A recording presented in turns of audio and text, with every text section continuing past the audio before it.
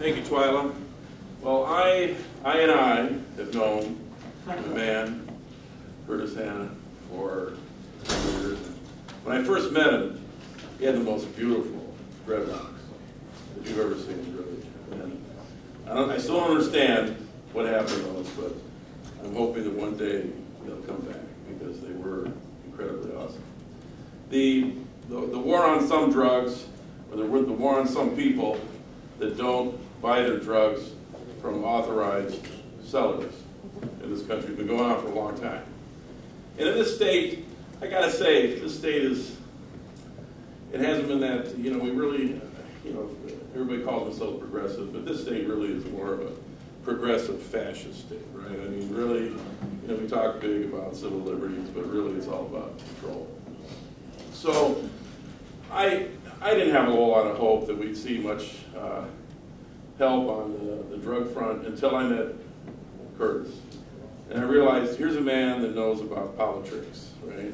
Here's a man that has been to Babylon, and he's been to Zion, and he knows how to work with these politicians and how to get some progress on medical marijuana front, and eventually, hopefully, the complete decriminalization of marijuana and other wonderful things.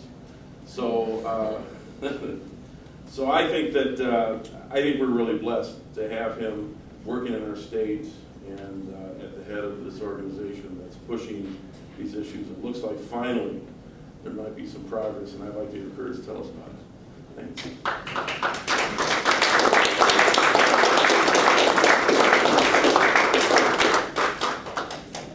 Well, thank you for that warm introduction. I appreciate it. And thank everyone here for coming. I really appreciate you guys having me come to speak today.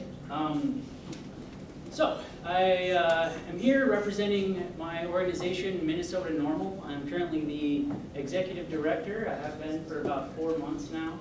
And I just wanted to speak today a little bit about how our organization is really trying to spread liberty and freedom in this state. And there are multiple reasons why it is that prohibiting just this one plant substance is actually causing a myriad of constitutional or human rights violations that perhaps aren't always articulated in a list form. And so that's what I'm hoping to do today. So the essence of the debate, or the talk today, is the myriad ways in which our rights are being violated.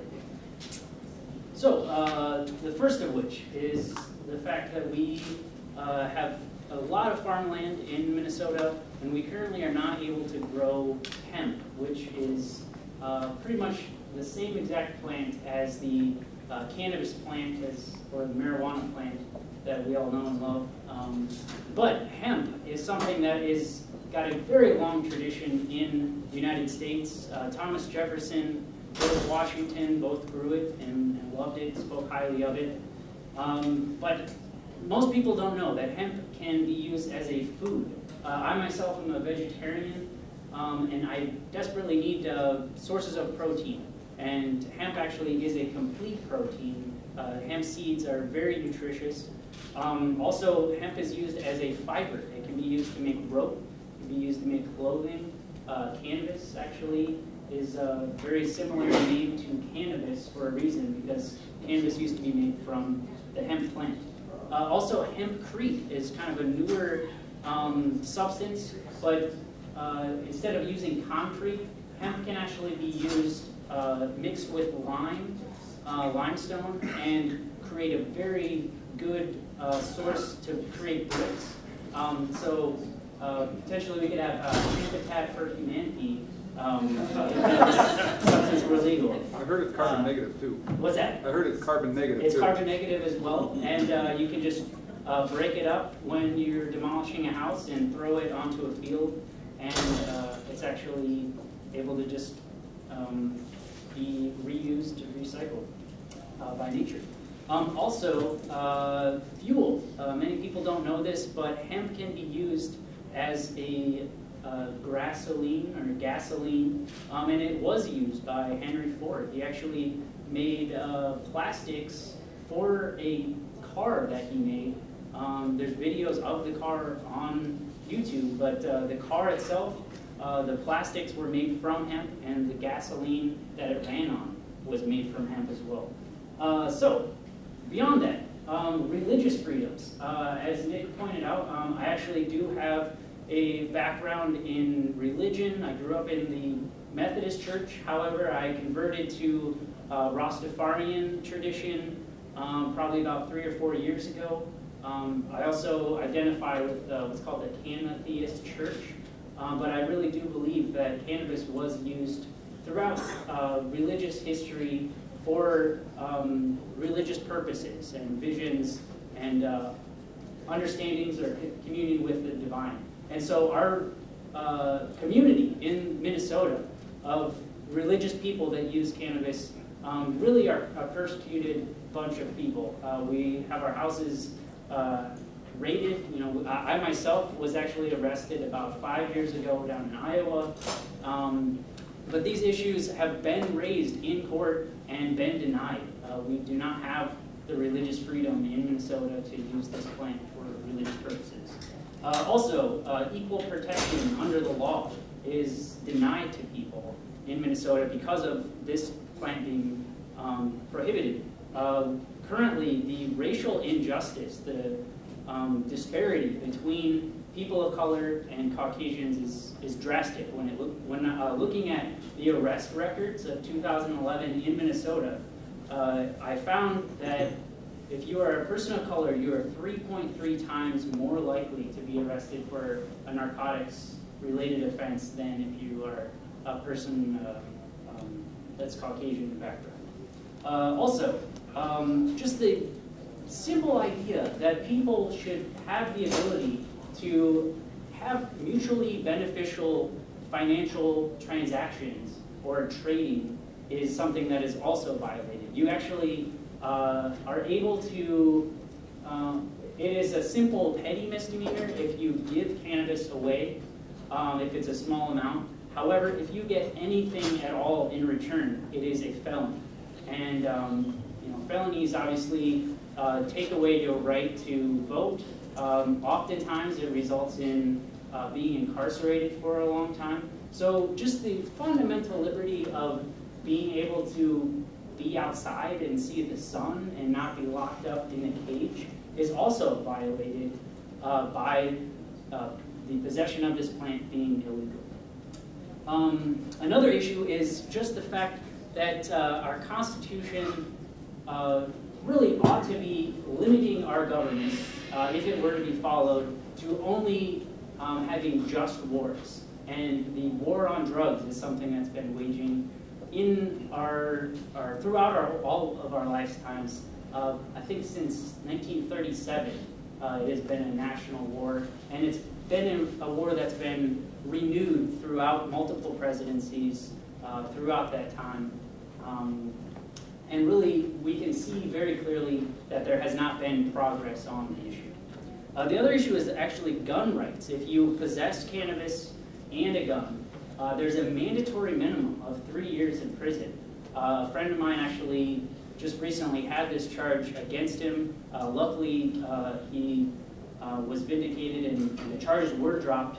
However, this is a very alarming thing that the judges in these cases don't even have the authority to have a lesser penalty than 3 years in prison. And that is something that we all as Minnesota citizens have to pay for to incarcerate these individuals. So also the idea that we should not have excessive taxes upon us is an issue that is violated with this drug war as well. Beyond this, mass incarceration is an epidemic. In the very early 1980s, we actually had 20% of the amount of people in jail as we do today. We call ourselves the land of the free, but as many of you probably know, we have more people in jail in the United States per capita than anywhere else in the entire world. And so it's a depressing and sober reality, but it's what it is. Also, just the idea that we should have the right to secure our own property is violated by just simply getting a warrant which suggests that there's probable cause that you have possession of this plant substance. People in drug task forces and law enforcement are able to actually tap into your phone line. They're able to have no-knock warrants and bust your door down, come in, take not only illegal substances, but they're also able to seize your property. They're able to sometimes take your house if they believe your mortgage was being paid for through drug profits. They're also able to take money out of your bank account. They're able to take your cars. I've heard of large screen TVs even being taken as well. And so the problems are myriad, one would say. And the question is, how is it that one is to try to find your way out of this mess? And my suggestion, and actually my practice, is that through working with people in solidarity and using mutual aid, that's the way that we can, as a community of people, fight back against what I call the Babylon system or shitstone. And we can move to a higher plane of understanding where we don't have laws that penalize our fellow citizens for the possession of a plant that is non-toxic and not harmful, but in actuality is a medicine for many people.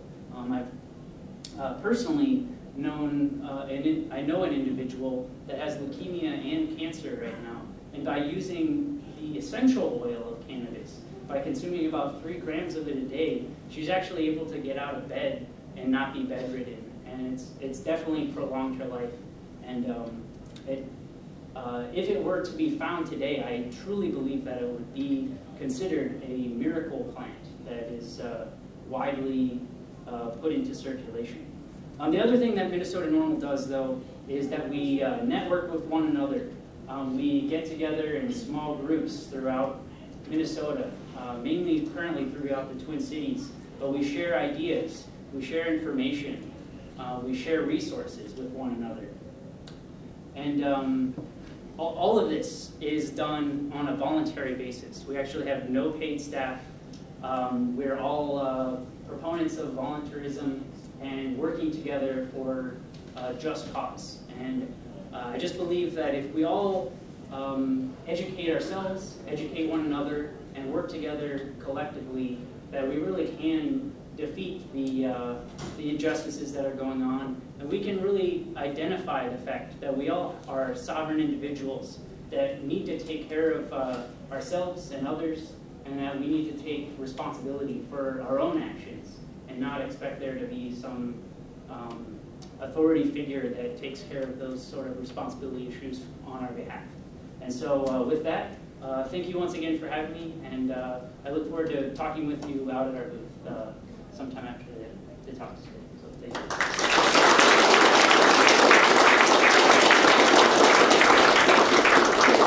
Thanks, Kurtis.